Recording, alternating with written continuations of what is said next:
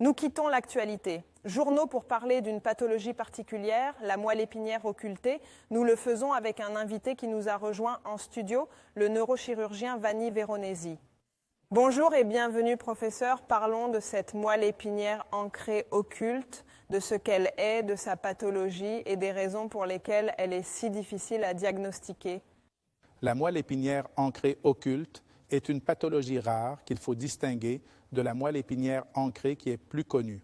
La moelle épinière ancrée est une descente de la moelle épinière plus caudale que la première et la deuxième vertèbre lombaire. Alors que dans la moelle épinière ancrée occulte, la moelle épinière se termine dans une position normale. Les symptômes sont les mêmes que ceux d'un lumbago, gêne dans les membres inférieurs avec douleur, raideur, fourmillement, diminution de la sensibilité même dans les parties intimes, incontinence urinaire, rarement fécale.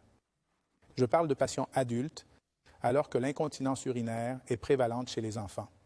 En dehors de l'évaluation clinique, nous ne disposions donc d'aucun outil pour établir un diagnostic instrumental, car l'IRM est normal. Au lieu d'un diagnostic particulier, il existe maintenant une nouvelle méthode de diagnostic et un nouveau type d'intervention.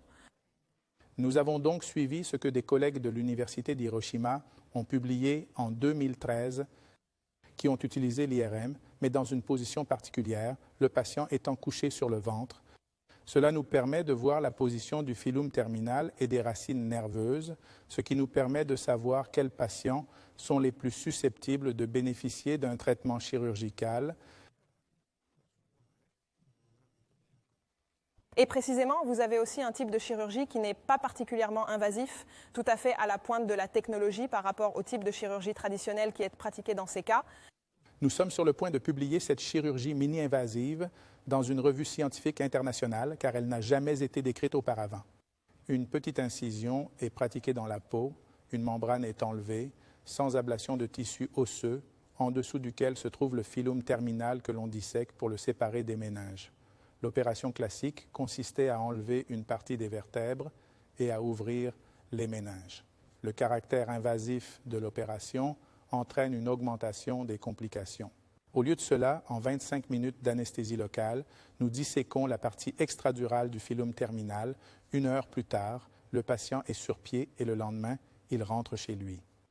Nous parlons donc bien d'une excellence de notre système de santé, de ce type d'opération d'avant-garde qui n'est peut-être pas assez connue. Disons qu'elle est entièrement prise en charge par le système de santé national et qu'il n'est donc pas nécessaire d'aller à l'étranger, de dépenser des sommes importantes. Absolument pas.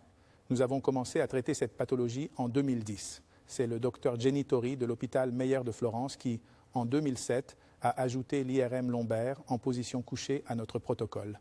Suite à la diffusion de l'information parmi les patients, car les médecins sont malheureusement peu au courant, nous avons opéré une centaine de patients de 12 régions italiennes et également 2 patients étrangers.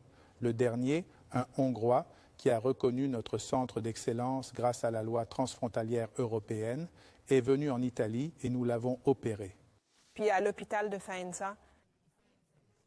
Initialement opéré à l'hôpital Lego, aujourd'hui à l'hôpital de Faenza. Sont toutes réalisées aux frais, comme nous l'avons dit, du Service national de santé, et donc, en résumé, une excellence qu'il est bon de connaître pour nos soins de santé. Je remercie notre invité pour cet éclairage. Nous revenons à l'information sur les services.